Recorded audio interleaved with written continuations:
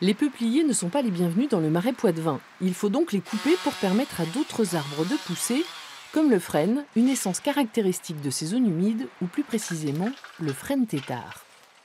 Le frêne tétard, c'est du frêne qui est conduit en tétard, c'est-à-dire qu'on le coupe régulièrement à une certaine hauteur pour produire du bois de chauffage. Donc cette coupe à une certaine hauteur permet de mettre à l'abri les jeunes pousses de la dent des bovins. Et donc on les coupe tous les 10 à 15 ans afin de récolter du bois de chauffage. C'est des arbres qui sont un refuge de biodiversité.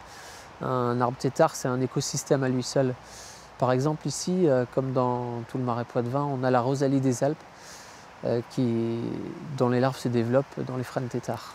Pour ce chantier en zone préservée, il a fallu faire appel à un débardeur avec traction animale. Le principe est de remplacer les machines par des chevaux de trait pour préserver la nature. Dans les zones humides, les équidés ne tassent pas le sol comme les tracteurs et peuvent évoluer entre les arbres sans abîmer les pousses.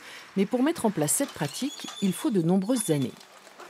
Un bon cheval, il faut 5 ans pour qu'il soit fini, bien comme il faut. Il faut d'abord avoir cherché cette relation homme-cheval. Et quand les deux sont en osmose, là ça fonce. Là, le cheval, d'abord, il apprend mieux. On commence par les chaînes, après on met quelque chose derrière les chaînes, on met le palonnier. Après, quand le palonnier fait plus de bruit, on met une palette ou un pneu ou un bout de bois. Les peupliers coupés, eux, seront ensuite vendus à des fabricants de cagettes et de pâte à papier.